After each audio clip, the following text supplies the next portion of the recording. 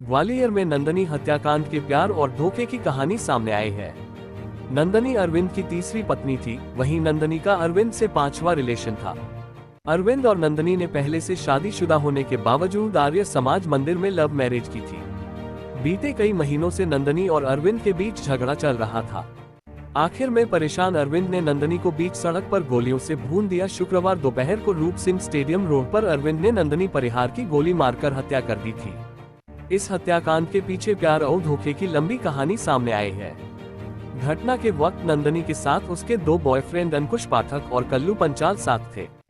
जैसे ही अरविंद ने रास्ता रोककर नंदिनी पर तार लाया, कल्लू और अंकुश वहां से भाग निकले। इसके बाद अरविंद ने नंदनी की गोलियों से भूनकर हत्या कर दी थी। अरविंद के मुताबिक झांसी की रहने वाली नंदिनी केवट का उससे 5वां रिलेशन था। इससे पहले नंदिनी की शादी 10 साल पहले दतिया लांच के ग्राम कैरोनाधार निवासी गोटीराम केवट के साथ हुई थी। शादी के बाद उसके अपने पति के दोस्त छोटू केवट, निमलेश सेन और फिरोज खान से भी अवैध संबंध रहे। नंदिनी ने 2017 में अपने चौथे प्रेमी के साथ मिलकर बॉयफ्रेंड निमलेश सेन की दतिया में हत्या कर दी थी। हत्या के आरोप में वह 4 साल 6 महीने जेल में भी रही। 2022 में जेल से छूटने के बाद ग्वालियर आ गई। यहाँ उसने पार्लर खोल लिया था। इसी दौरान नंदिनी आरोपी अरविंद परिहार के संपर्क में आई। उससे आर्य समाज मंदिर में शादी की। अरविंद की नंदिनी से तीसरी शादी थी। आज कल यूनिवर्सिटी थाना क्षेत्र में एक एफआईआर दर्ज हुई थी, जिसमें एक पति ने अपनी पत्नी की गोली मारकर हत्या कर दी थी, जिसके बाद 302 का मुकदमा इसमें कायम किया गया और आरोपी को हिरासत में लिया गया था। आरोपी और जो उसके साथी थे, जो चक्षुदर्शी थे फरियादी, उनसे पूछताछ के बाद कुछ तथ्य सामने आए, जिसमें पता चला कि जो महिला और पुरुष हैं, इनका बहुत लंबे समय से विवाद चला आ रहा था। दोनों ही पूर्व से विवाहित थे और अपने पति पत्नी से अलग रहकर साथ में रह रहे थे और उनके बीच भी कई बार घटनाएं हुई थी। इससे पूर्व भी महिला इसके ऊपर एफआईआर करा चुकी थी, लेकिन बाद में राजीनामा कर लिया गया था। और ये दोनों की दूसरी तीसरे शादी थी, दोनों साथ रह रहे थे और इसके बाद लगातार इनके बीच झगड़े और इस तरह का विवाद का माहौल बना हुआ था, जिसके बाद कल ये घटना हुई।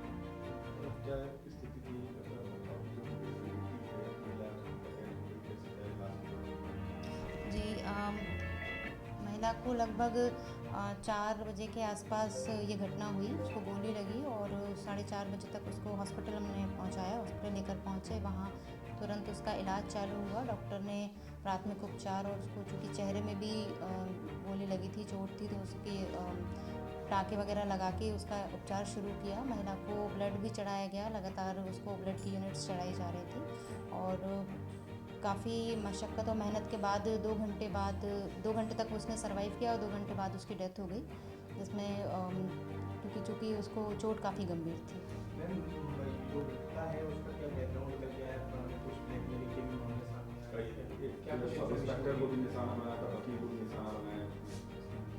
जी, मृतिका का ये बैकग्राउंड निकल कर आया कि वो 5 अलग अलग लोगों पर पहले एफआईआर करा चुकी थी और स्वयं मृतिका पर भी 2 एफआईआर दर्ज थी, जिसमें एक पूर्व पति की हत्या के आरोप में वो 4 साल तक जेल भी रहकर आई थी और फिलहाल वो जमानत पर रही थी। लड़के ने जो आरोपी है उसको लगातार कह रहा था कि मुझे ब्लैकमेल किया जा रहा था, इस कंडीशन में आके मैंने क्योंकि कल उसको पकड़ा है, उसके बाद कुछ शुरुआती पूछताछ में कुछ बात जी, शुरुआती पूछताछ में ये चीज़ सामने आई है कि चूँकि मृतिका पहले भी इस पर एक एफआईआर करा चुकी थी 307 की और उसके द्वारा मृतका के द्वारा इसमें राजीनामा कर लिया गया था और अब पुनः वो एक नई एफआईआर की धमकी देकर उसको ब्लैकमेल कर रही थी, जो लड़का था आरोपी की